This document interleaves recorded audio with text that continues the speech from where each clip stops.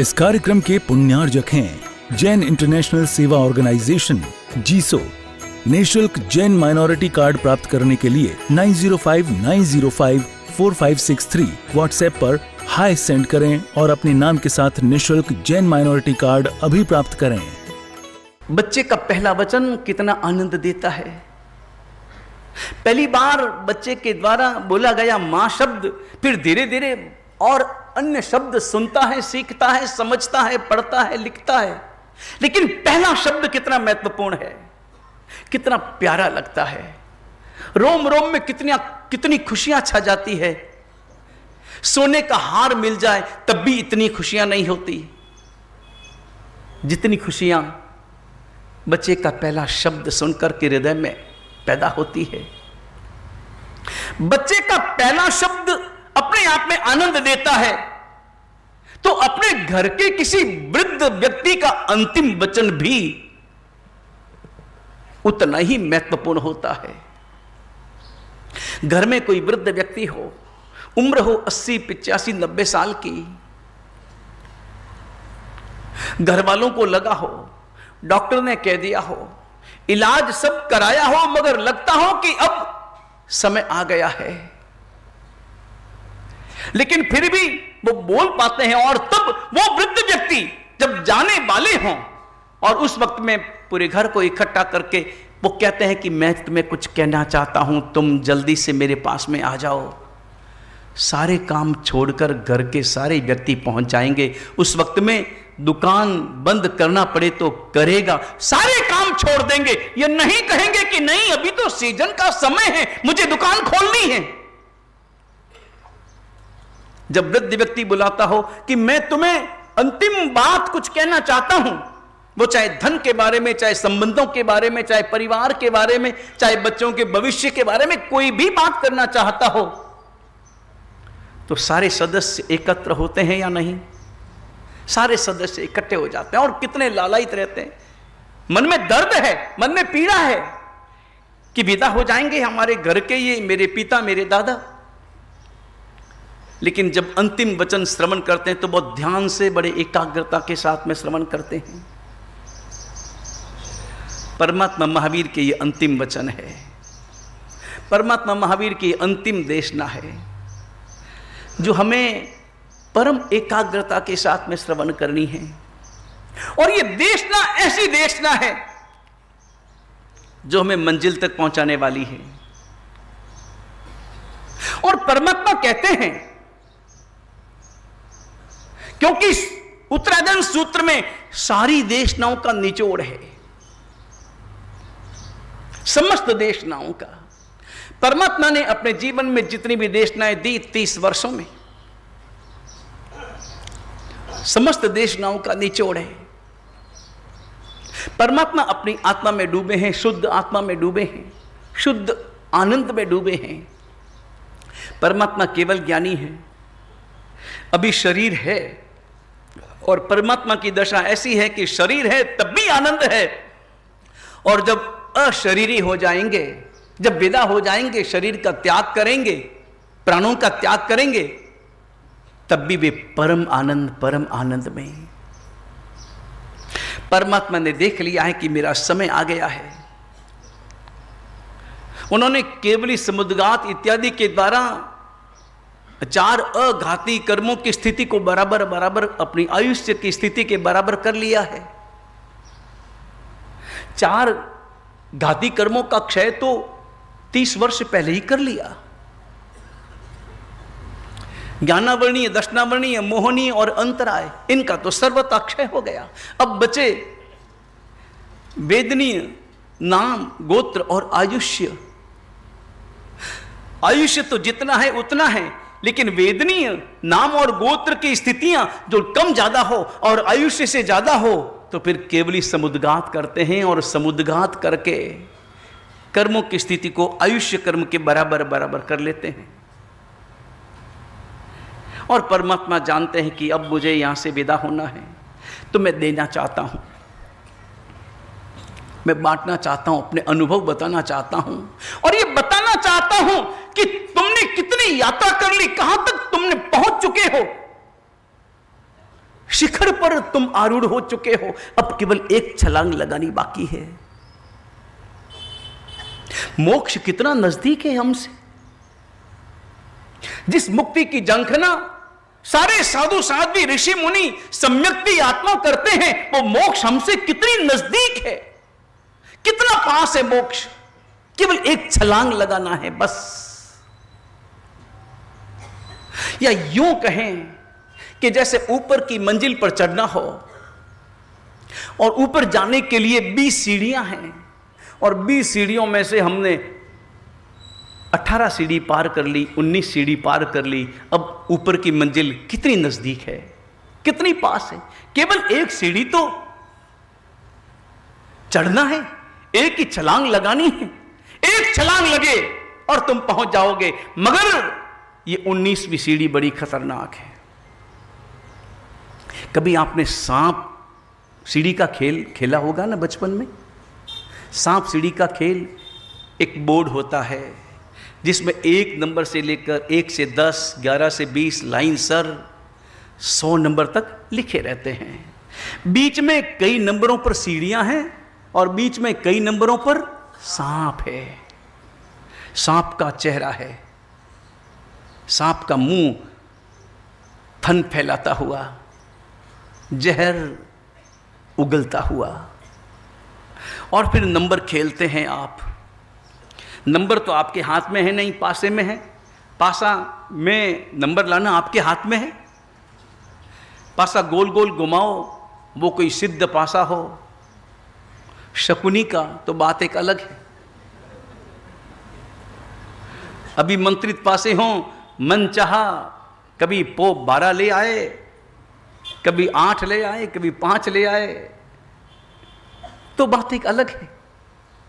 और उसमें कपट जाल हो तो बात एक अलग है। अन्यथा पास से खेलना आपके हाथों, खेलना हाथों में है, नंबर लाना तो आपके हाथों में नहीं है। सांप सीढ़ी के खेल में वहां कभी कभी एकदम सीढ़ी आती है तो मन कितना राजी होता है, सीधे ऊपर चढ़ जाते हैं, सीधे पार। एक एक करके चढ़ना नहीं पड़ता, सीढ़ी आई सीधे ऊपर। लेकिन ऊपर जाते जाते वो सांप कौन से नंबर पे है? 99 पे। ऊपर जाने के बाद 98 तक पहुंच गए और अब प्रार्थना करता है, हे प्रभु 1 नंबर मत लाना, 1 नंबर मत लाना, 1 नंबर मत लाना। 2 आए नहीं आए चलेगा, मगर 1 मत लाना। 1 आ गया, सर कहां नीचे आएंगे? सीधे सीधे नीचे। सांप सीढ़ी के खेल में और हमारी जिंदगी में थोड़ी साम्यता है, थोड़ा भेद भी।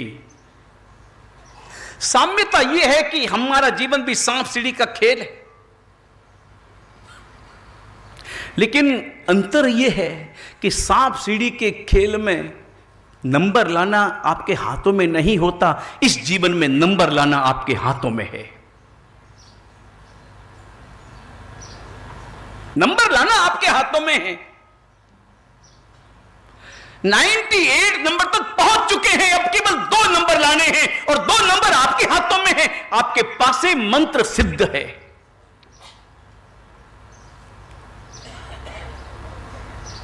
लेकिन मुसीबत 99 नंबर वाली है, क्योंकि 99 वाला जो नंबर है वो बड़ा आकर्षक है, बड़ा फिसलन भरा है। सांप है, नजर नहीं आता। सांप सीढ़ी के बोर्ड में स्पष्टतः सांप नजर आता है। हमारी जिंदगी के इस खेल में सांप है, नजर नहीं आता, नजर कुछ और आता है। बाग बगीचे नजर आते हैं, बहती हवाएं नजर आती है, बहते झरने नजर आते हैं, और वो सुरम्य वातावरण नजर आता है। 99 नंबर पे है सांप, नजर आता है मनमोहक वातावरण, भोग का वातावरण, संसार का वातावरण, आकर्षक।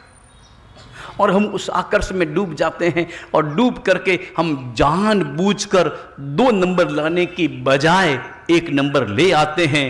लाते हैं 1 नंबर, बैठ जाते हैं, मन करता है मिलेगा, मन करता है पाऊंगा, मन करता है झूमूंगा, मगर तभी सांप काटता है, सीधे नीचे आ जाते हैं।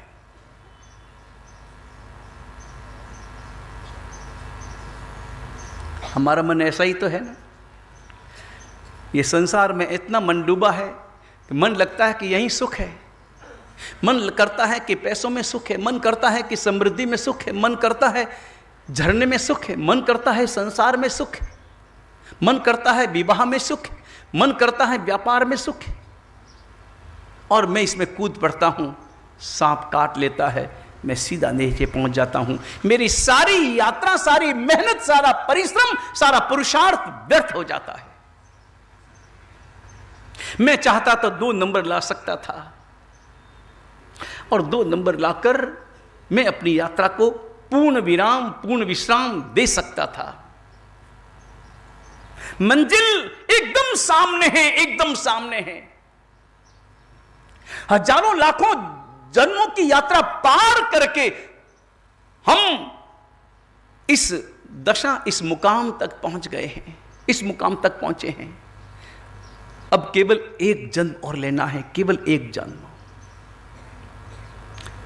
अथवा ज्यादा से ज्यादा 2 जन्म। केवल 2 जन्म बाकी हैं और वो मंजिल मिलेगी, वो मंजिल जिसे प्राप्त करने के लिए परमात्मा महावीर ने साधना की थी, जिसे प्राप्त करने के लिए ऋषि मुनियों ने संसार का त्याग करके, सारे वैभव का त्याग करके जिस मंजिल को प्राप्त करने का पुरुषार्थ साधा था, वो मंजिल केवल 2 कदम दूर है। लेकिन मंजिल बहुत पास, मंजिल बहुत दूर। 2 नंबर लाना चाहे उनके लिए मंजिल बहुत पास, 1 नंबर वाले के लिए मंजिल बहुत दूर, बहुत दूर, बहुत दूर। और वो क्षमता है हम में, वो छलांग लगाने की क्षमता है हम में। एक छलांग लगानी है, बस केवल एक छलांग। आपको मालूम है कौन सी छलांग लगानी? एक छलांग, बस नीचे बैठे से सीधे पाठ पर आ जाना है, बस एक छलांग, छोटी सी छलांग जीवन की दिशा बदल देगी, जीवन की दशा बदल देगी। यहां आने के बाद में यहां का हो जाना, यहां आने के बाद यहां का होकर जो जीता है वो निश्चित रूप से अपनी मंजिल को प्राप्त कर लेता है। मंजिल बहुत पास, मंजिल बहुत दूर। रामायण का एक बड़ा मधुर प्रसंग है।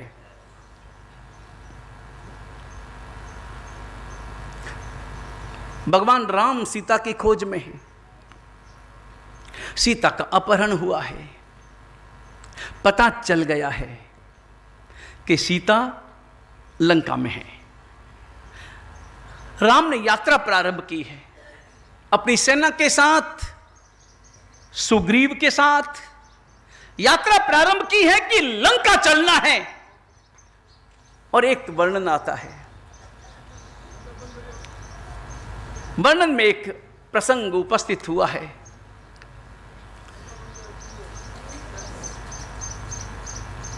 राम चल रहे हैं, सुग्रीव साथ में है, चलते चलते चलते चलते थक गए हैं। थकान तो होती, कभी आप बिहार में गए हों, साधु संतों के बिहार में गए हों, 15 किलोमीटर 20 किलोमीटर का बिहार हो, और वहां पर बीच बीच में कहीं पर भी किलोमीटर के स्टोन नहीं लगे हों, माइल स्टोन नहीं लगे हों, और तभी कि पूछते हैं ना, भाई कितना दूर है भाई, ये अब अगली मंजिल कितनी दूर है? पूछते हैं कि नहीं पूछते हैं? कब पूछते हैं? ये पूछते कब हैं? जब थक जाते हैं तो पूछने का मन करता है।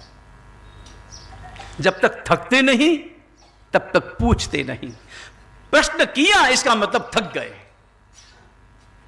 कभी कभी मन में आता है, हम भी तो अनंत जन्मों से यात्रा कर रहे हैं, अनंत जन्मों से यात्रा कर रहे हैं, जन्म मरण जन्म मरण जन्म मरण, यहां से वहां, वहां से यहां, यहां से वहां, वहां से यहां, इतने जन्म मरण कर रहे हैं, इतनी यात्रा कर रहे हैं, तो कभी तो थको, कभी तो रुको, और कभी थक करके पूछो तो सही कि गुरु महाराज यात्रा करते करते थक चुका हूं, जन्म मरण करते करते थक चुका हूं, नरक त्रियंच घोड़ा गधा बनते बनते थक चुका हूं। मंजिल कितनी दूर है? अब मैं थक चुका हूं, मुझे रास्ता बताओ, मंजिल कितनी दूर है? हमने कभी पूछा? पूछा ही नहीं। क्यों नहीं पूछा? क्योंकि थके नहीं।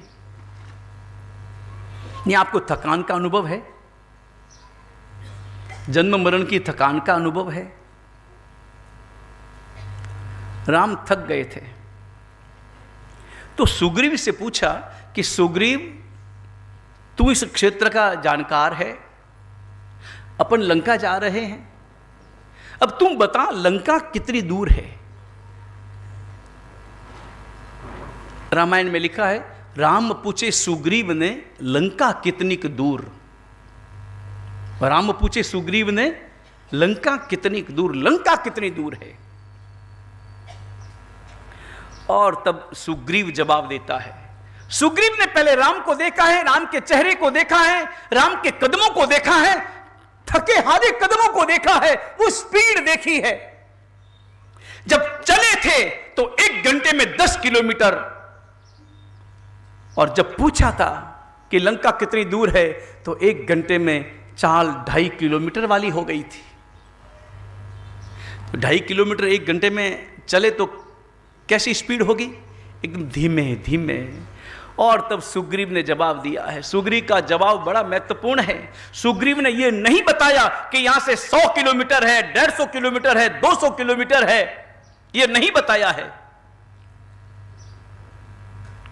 सुग्रीव ने कहा है, सुग्रीव ने कहा है, भगवान मेरी बात सुनो, आप मेरा जवाब सुनो, ध्यान से सुनो, रुक करके सुनो। और रुक गए हैं। राम पूछे सुग्रीव ने लंका कितनी दूर? सुग्रीव ने कहा, आलसियां अलगी घड़ी उद्यमवंत हजूर।